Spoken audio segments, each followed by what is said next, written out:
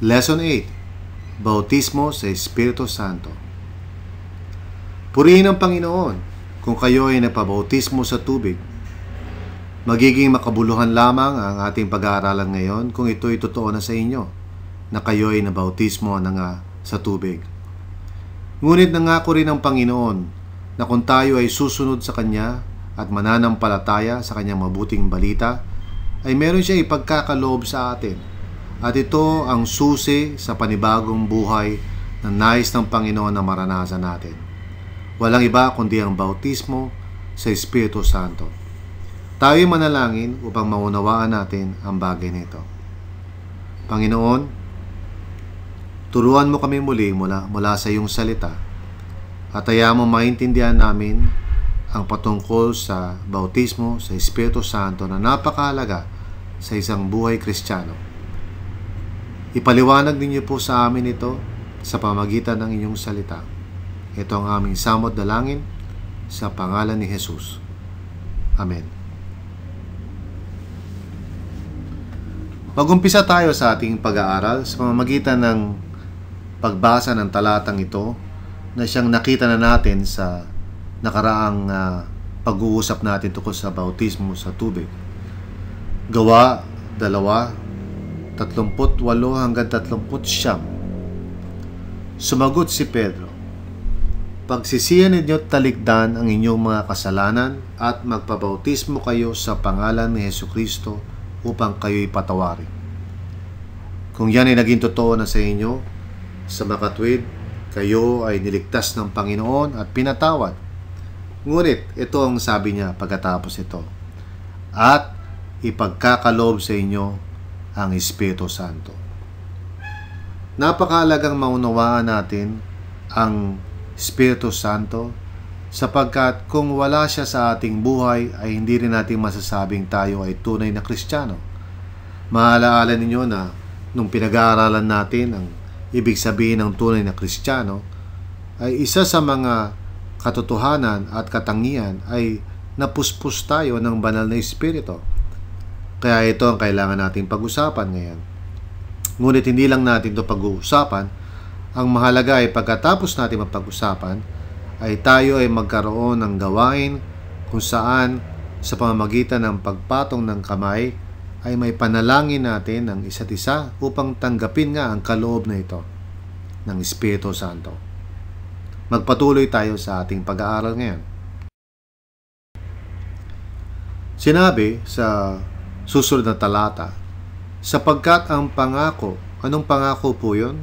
Yung tungkol po sa banal na Espiritu. Sapagkat ang pangako ay para sa inyo at inyong mga anak at sa lahat ng nasa malayo sa bawat tatawagin ng Panginoon Diyos. Sa makatwid po, ang pangako na ito ay hindi lamang para sa mga Hudyo na nakikinig noon ng panahon na yan, kundi pati na rin sa kanilang mga anak at pati na rin sa lahat ng mga malayo, kasama na rin tayo doon. Sa lahat ng mga tatawagin ng Panginoon Diyos. Sa makatwid bagay, sa lahat na makaririnig ng mabuting balita. Kung gayon, ano ba ang kahalagahan o ano nga ba talaga itong bautismo sa Espiritu Santo? Una sa lahat po, ito'y isang pangako. Basahin natin ang sinasabi ng salita ng Diyos tungkol sa Espiritu Santo. Sabi po sa Gawa 1:4-5, at samantalang siya'y kasama pa nila, si Jesus ang nagsasalita. Kanyang tinagubilinan sila, "Huwag na muna kayong aalis sa Jerusalem. Hintayin ninyo roon ang ipinangako ng Ama na sinabi ko na sa inyo." Ano kaya itong tinutukoy niya? Nagpabautismo nga sa tubig si Juan, ngunit hindi na magtatagal at babautismohan kayo sa Espiritu Santo. Malinaw po na magkaiba ang bautismo sa tubig, bagamat ang tinutukoy naman dito ay bautismo sa tubig ni Juan o gawa ni Juan, pero ganun pa man ang pagkumpara nito ay sa bautismo sa tubig. Ito'y kakaiba kaysa sa bautismo sa Espiritu Santo. At mahalagang maintindihan natin to sapagkat nais ng Panginoon na tanggapin natin ang pangako na ito. Siya mismo ang nangako at ito ay hindi mapapako. Alam natin na ang mga politiko kapag sila ay nangangako, lalo na kapag eleksyon, ay hindi ito katiwa-tiwala. Pero dahil ang Panginoon ang nangangako sa atin tungkol sa bagay nito, maaari natin hintayin at maaari nating asahan ito na mangyayari ito.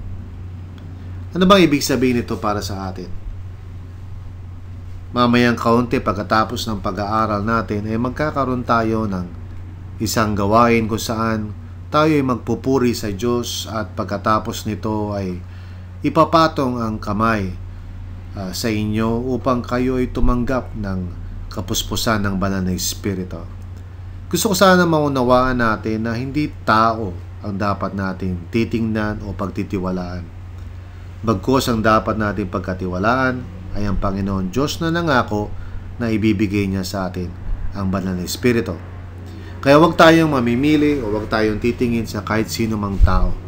Kahit ako ay wala dyan sa inyong lugar, ako po na si Pastor Bong Bailon ay marahil hindi nyo nakikita sa ngayon, pero hindi nangangahulugan na hindi gagawin ng Panginoon ang kanyang pangako, sapagkat ito ay galing sa Kanya. Nangako siya at dahil dito tutuparin niya. Umasa tayo sa Panginoon at huwag tayo magtiwala sa tao lamang. Ano ba ang ibig sabihin ng bautismo sa Espiritu Santo? Ito po ay isang karanasan. Sabi po sa Gawa 10:44 hanggang 48, nagsasalita pa si Pedro nang bumaba ang Espiritu Santo sa mga nakikinig ng salita. Namangha ang mga mananampalatayang Hudyo na kasama ni Pedro, sapagkat ang mga ito ay pinagkalooban din ng Espiritu Santo. Ibig sabihin, nakita nila, natanaw nila, kanilang nasaksihan na ang Espiritu Santo ay binigay sa mga taong naroroon. Narinig nila ang mga hintil na nagsasalita sa iba't ibang wika at nagpupuri sa Diyos. Hindi pwedeng hindi maranasan ng mga tao ito habang nangyayari ito. Sa makatwid, alam ng mga tao nakikinig at alam din ng mga tao nagsasalita na meron nangyayari. Kaya't sinabi ni Pedro, tulad natin, sila'y pinagkalooban din ng Espiritu Santo. Sino pa ang makakahadlang na bautismohan sila sa tubig? At iniutos niyang bautismohan sila sa pangalan ni Hesukristo. Pagkatapos, hiniling nila kay Pedro na manatili roon ng ilang araw. Itong isang pagkakataon sa kasaysayan ng unang iglesia na nauna ang bautismo sa Espiritu Santo kaysa sa bautismo sa tubig. Bakit ganito? Sapagkat ang bautismo sa Espiritu Santo ang siyang nagpapatunay na totoong nanampalataya ang isang tao. Yung bautismo naman ay katotohanan mula doon sa taong nananampalataya. Ang ibig kong sabihin, ang Espiritu Santo kapag binigay, ang Diyos ang nagpapatotoo. Kapag ang isang tao naman ay nagpabautismo, siya ang nagpapatotoo. Naunawaan ba natin yan? Kaya ito ay isang karanasan. Kapag tayo ay tumanggap ng kapuspusan ng banal na Espiritu, marami ang mga posibleng mangyari. Maaring tayo ay magsalita ng iba't ibang wika. Minsan ay tawag nila dyan ay speaking in tongues. Pero marahil iba rin ang maging katibayan nito. Halimbawa, kagalakan sa ating puso, o pagluhod, o panghihina ng ating tuhod, o di kaya ay paghalakhak, o kaya pagpuri sa Diyos sa isang panibagong awit. Marami ang mga posibleng mangyari. Hindi natin pwedeng limitahan ang Diyos. Ang mahalaga ay ito ay isang karanasan. Ibig sabihin, hindi natin maitatago ito, maging sa sarili natin o sa mga taong nasa paligid natin. Malalaman at malalaman ng mga tao na tayo ay napupuspos ng Espiritu Santo. Ito rin po isang tatak. Isang tatak na nagpapakita na tayo ay mga anak ng Diyos. Sabi po sa Efeso 1:13 hanggang 14, Kayo may naging bayan ng Diyos nang kayo'y manalig matapos ninyong marinig ang salita ng katotohanan, ang mabuting balita na nagdudulot ng kaligtasan. Kaya't ipinagkaloob sa inyo ang Espiritu Santong ipinangako ng Diyos bilang tatak ng pagkahirang sa inyo.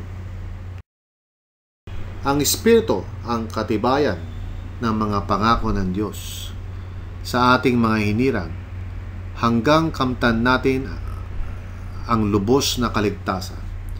Purihin natin ang kanyang kadakilaan. Sa madaling salita, ang Espiritu Santo po ay palatandaan o tatak ng mga taong hinirang ng Diyos at binago ng Diyos. Alam niyo, minsan kapag ako'y napupunta sa ibang lugar at nakakasalimuha ko iba-ibang mga tao, merong isang kakaibang karanasan na madalas nangyayari sa akin kapag ako'y nakakilala ng isang tao na Kristiyano ngunit hindi ko pa alam. Nararamdaman ko agad sa aking puso na kapag ako'y may kausap na siya ay isang tunay na mananampalataya. Dahil may patotoo sa aking puso na ang taong ito ay merong Espiritu Santo.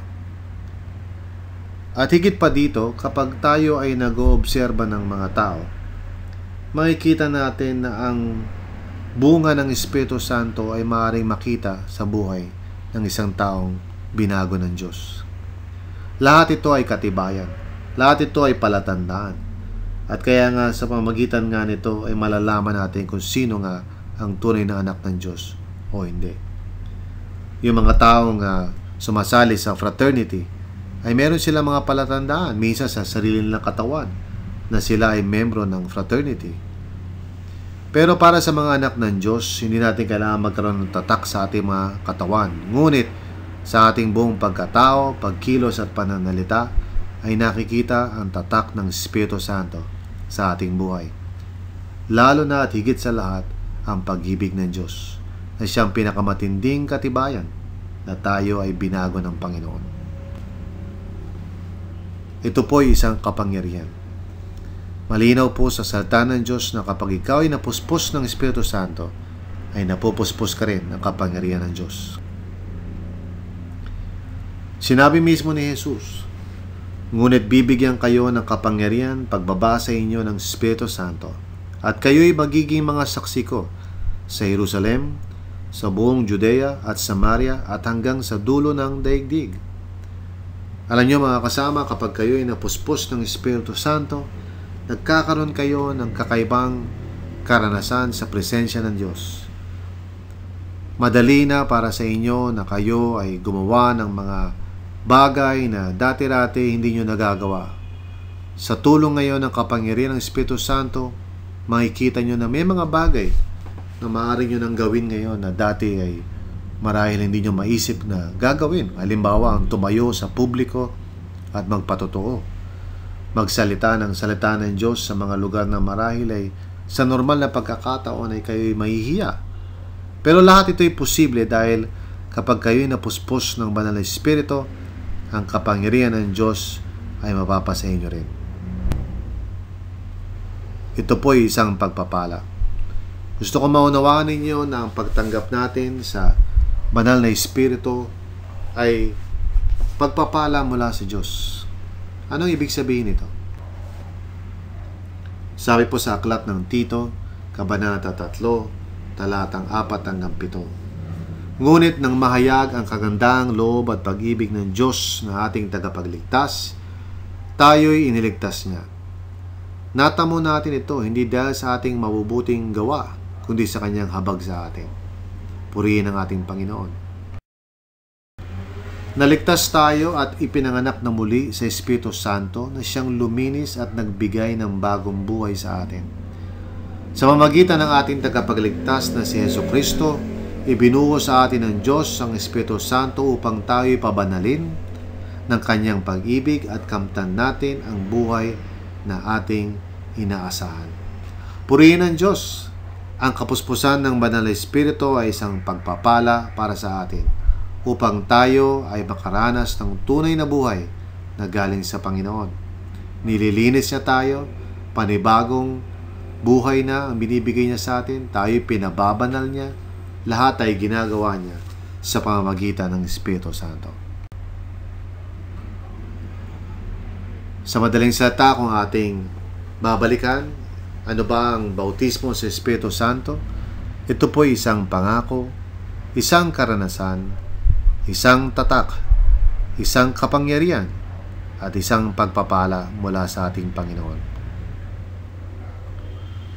Sa madaling salita, ang bautismo sa Espiritu Santo ay katibayan ng pagtanggap ng Diyos sa isang taong totoong nagsisi at nagtiwala sa Panginoong Hesukristo. Mga kasama, mga kapatid, kung tayo po ay nakarinig ng mabuting balita at tayo'y tumugon ng may tunay na pagsisisi at pananampalataya at pagtitiwala kay Kristo Jesus, at ipinakita rin natin to sa pamamagitan ng bautismo sa tubig, napapanahon na rin na tanggapin natin ang pangako ng Diyos. Walang iba kundi ang bautismo sa Espiritu Santo. Manalig tayo sa Panginoon, buong tiwala na tayo ay manalangin, ipatong natin ang kamay sa bawat isa, at humingi tayo sa Panginoon ng kanyang pagpapala. At malinaw na sinasabi sa banal na kasulatan, kung sino man ang tumawag sa Panginoon, ay kailanman hindi mapapahiya. Dalangin ko na kayo ay puspusin ng Panginoon. Kaya ngayon ako ay mananalangin para sa inyo. Panginoon, pagpalain niyo nawa ang grupo na ito. Panginoon, sa lahat po ng papatungan ng kamay sa ulo o sa balikat o saan man upang tumanggap ng kapuspusan ng iyong banal na Espiritu, loobin mo nawa na ibuhos sa kanila ang iyong Espiritu Santo kahit saan sila naroroon, Panginoon. Dalangin ko po na magkaroon ng katibayan ng tunay na pagpapala ng Diyos sa buhay ng mga taong ito. Maraming salamat po sa pangalan ni Jesus. Amen. Gusto ko lamang pong ipaalaala sa inyo, kung kayo po ay nabautismo na sa tubig at ganun din sa Espiritu Santo, dumalo po kayo sa pagtitipon ng mga mananampalataya sa lalong madaling panahon upang tanggapin ninyo po ang isang water baptism certificate at upang kayo ay aming may welcome sa komunidad ng mga mananampalataya. Pagpalain kayo ng Panginoon, at gusto ko lamang po sanang ipaalala sa inyo na hindi nagtatapos ang ating pag-aaral dito. Pagkatapos itong karanasan na ito, gusto ko magpatuloy tayo sa ating pag-aaral para sa ganon maging ganap ang ating pag-uumpisa sa buhay Kristiyano. Pagpalain po kayo.